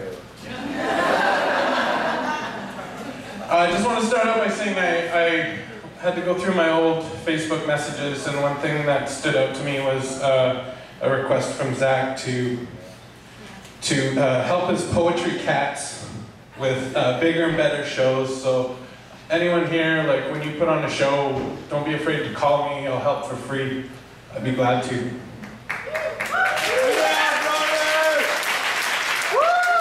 Okay, so how to sum up in 5 minutes, a guy I'll never forget. It's gonna be hard. In his voice, Zaccheus Jackson to me was as big as a mountain. It had nothing to do with his height or his personality or his poetry. It was purely his personality. I only got to see him perform a total of 5 times, but 4 of those times I had the honor of sharing the same stage as him. I like to think that we were in awe. I'm a comedian, by the way. I'm not a poet. I should have mentioned that off the top. I like to think that we were in awe of each other's talents. I couldn't write a proper verse, and he has not yet attempted to write a proper joke. But I knew if he did, I was done. I wouldn't be the aspiring Aboriginal comic. They would say, "Do you know Zaccheus?" The last time I saw Zach perform was June 21st at an Aboriginal Day comedy show that I put together. And we as performers stood and watched in awe as a true master work the mic. Not to mention he opened up with 5 minutes of improv comedy that killed. And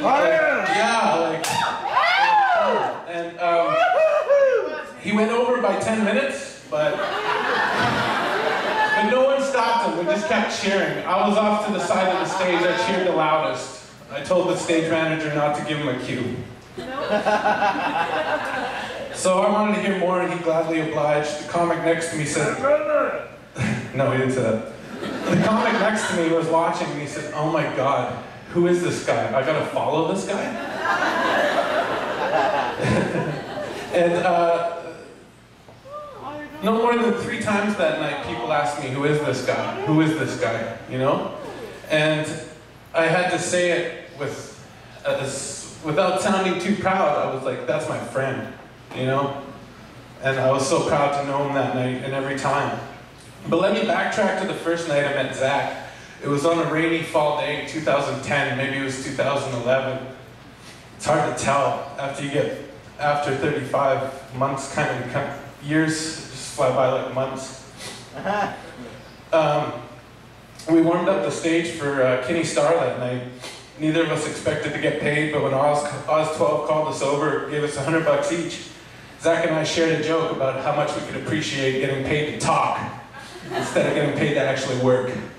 That was our first night meeting, and we added on Facebook soon after that. And you know, the biggest laugh I got out of Zach was that night we performed. It was recorded, and my mom had recorded the show. And she says, and I told Zach this, and he doubled over laughing. I said, "Yeah, my mom recorded the show and she watched it." He goes, "What did she think?" I said, "Well, she thought it was funny, but she didn't get any of your jokes, and she thought you talked too fast." I had to tell her, "Mom, he's not a comedian, he's a poet."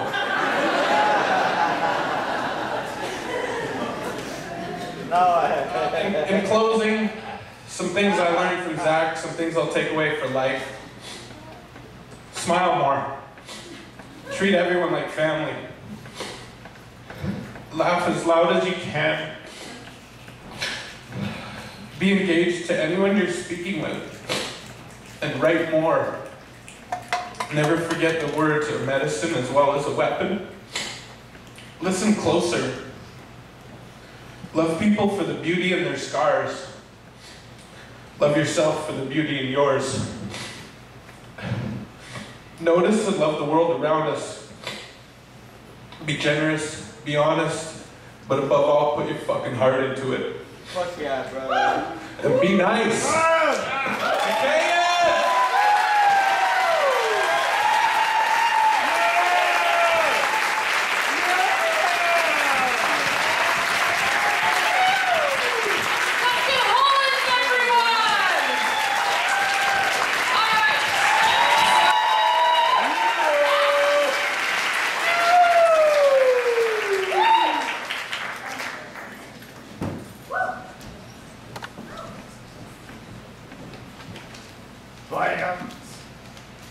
Okay, so I have another story about our brother Zaug. So Zaug was always really great at figuring things out. He was great at getting into the house when we brought our keys somewhere. This one time, Amy locked her keys in her house, and we thought it'd be a great idea to call Zaug. Zaug would know what to do. So Zaug gets over to the house, and Zaug's like, oh, well, you need this and this because you have this kind of lock. So sure enough, within minutes, Zaug was able to fix the lock, so we were able to get in. That's an example of one of them. The next one is one time in Christmas, we had Christmas in Victoria, and we were kind of gathering as a family. Zaug stepped out for a little bit to go to the grocery store, and we didn't hear from Zaug for about half an hour or so. All of a sudden, there's this knock on our skylight of a 5-story building. Zaug could not get into the building, of course, because it's protected by a fob system. So Zaug thought, well, geez, the only way I'm going to get up there now is if I scale the building. So Zaug climbed 5 stories of the building, tapped on our rooftop skylight, and then we let him in. Just another example of how truly funny he really was. Anyways, I have the great honor of actually introducing C.R. Avery as our next performer.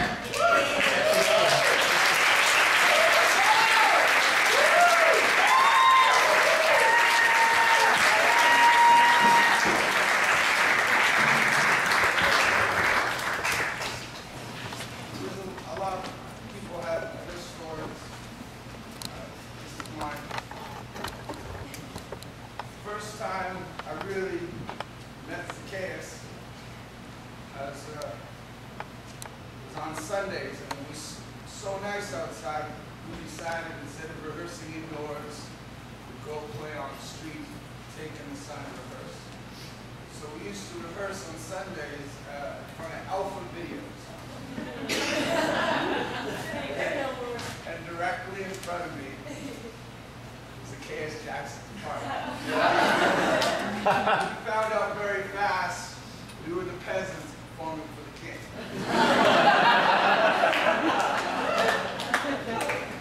And he'd be out there with his copy like we were his personal band. And so I haven't played Pauline Walker in a little bit, but I wanted to, that was my first memory. But in Zaccheus' style, he just not only did that, he called his father, he got the band booked up, he kidding him. And so my first memory is when I got the call, was of course of his family. And with this thing that we do, when you're not, a pop star, when you're not on the radio, you're not on TV, we all come from different places, and we came here and found our people. And it's just really important to me that his family knows that Zaccheus wasn't good at spoken word. He was a fucking master.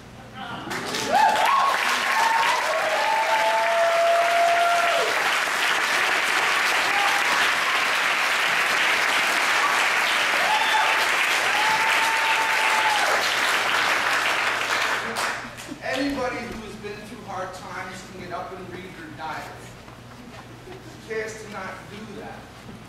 was not looking for your sympathy. He turned it into an art form. And from Halifax to Toronto to Saskatoon, all of Alberta to the Yukon to all of the islands, he was respected and he was feared for his talent. I want to really express this in a humble way of 2 times where I was in awe. And I knew that I was dealing with someone at this taking it where it's supposed to go. And like Meryl Streep talking about Al Pacino saying, you know, it's just a bunch of bullshit and makeup and cameras and a bunch of vanity. Until someone fucking comes in and says, fuck that, and takes him to this other thing. But then you want to take it to that. And we were competitive because it was that thing. Come on, take it there. After a gig in Alberta, I had 2 kids, young men in ball caps come up to me and go, yeah, we liked your spoken word. But have you heard of Zaccheus Jackson?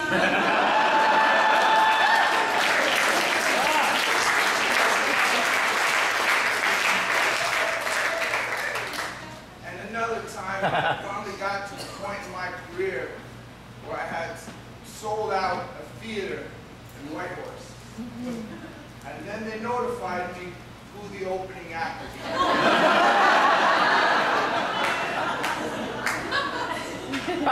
There was just a warmness as soon as he stepped on stage that people fell in love with. But that shit will dry up fast. Bam, talent. Bam, talent. And then again, fall in love. And he received probably an 8-minute standing ovation. And I remember even the promoter booker turning to me backstage going,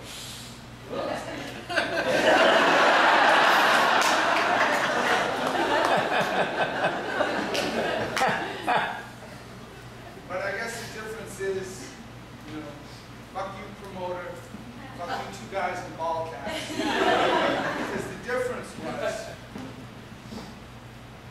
in the front row in Whitehorse, after that fucking set, it was Zaccheus Jackson cheering me on.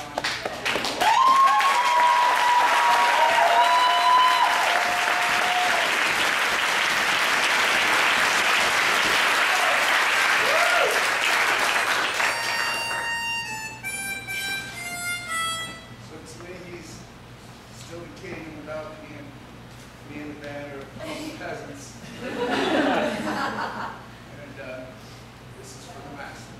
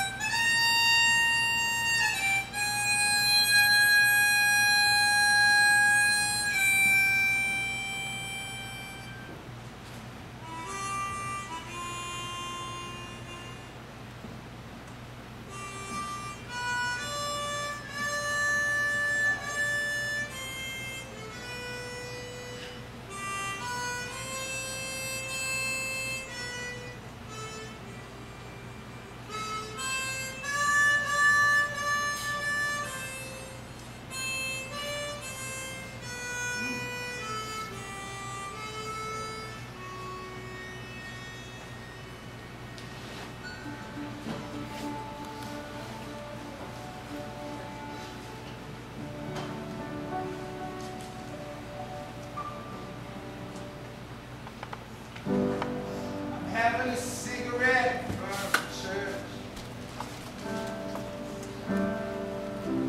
Sports cars roll by. I feel like love's come to town. 'Cause there's dragons in the sky. Here in this sleepy hilltop village, the people are looking for justice, just not to settle the score. But at Thanksgiving dinner, they didn't take the time to let me speak. When I full. And when I'm gone, I'll be gone. And when I'm gone, I'll be gone. There's just so much to catch while I'm here. And when I'm gone, I'll be gone. And when I'm gone, I'll be gone. And the time is coming.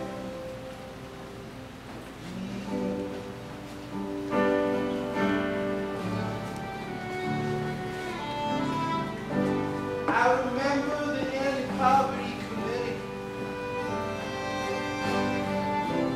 Poets selling CDs out of their trunks.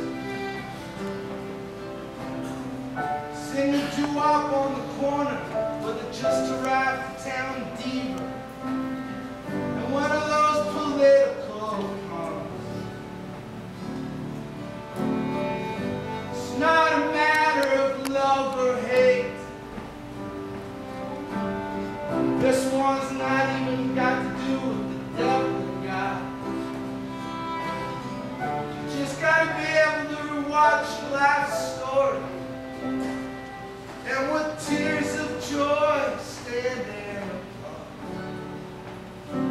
And when I'm gone, I'll be gone.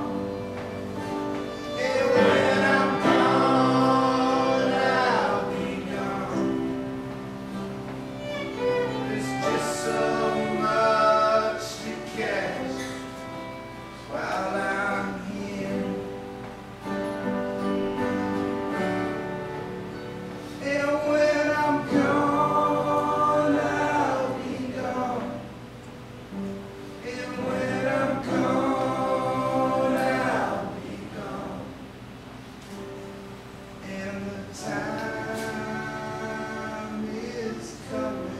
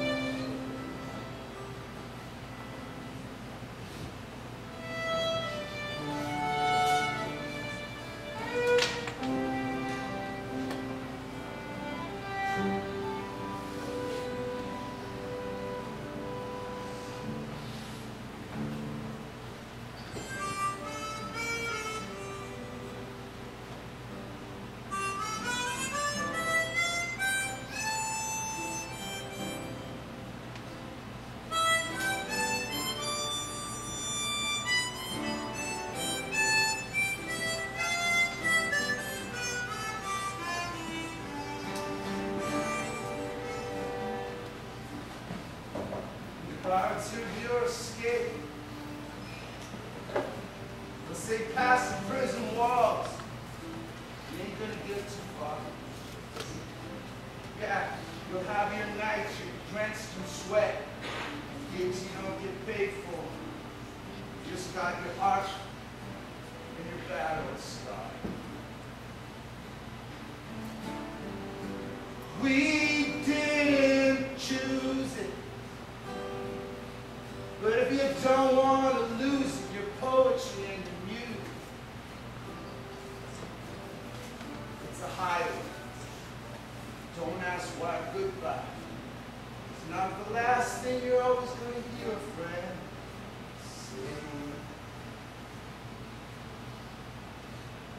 And when I'm gone, I'll be gone.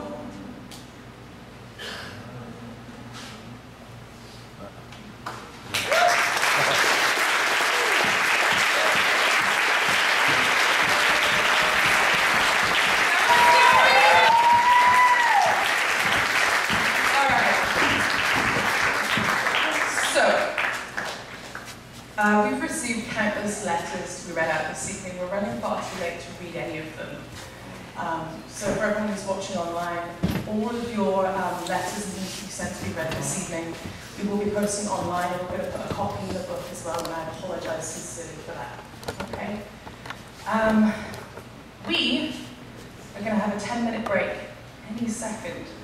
If you leave, there are people who've been waiting for hours then to come in. Please tell the door people. Also, you can watch this, it's streaming online right now, okay? It's just really nice to allow people to come in and see what's set up here and meet everyone. Now, on a slightly more positive note, Zaccheus Jackson is pretty famous for having bad taste, in my opinion, in many things, including beer, because cocaine's garbage. He also seemed to think that tacos were a taco shell, this much meat, and this much ketchup. Nope. That's not a taco, my friend. He did, however, have amazing taste in music. We are going to lead into our 10-minute break. I would ask everyone to stand up who is able. Everyone rise. Okay, it's like church. But better. But with liquor. All right, so Zach loved Michael Jackson's song, Billie Jean, almost as much as he liked ketchup. Now let's rock it! See you back in 10 minutes.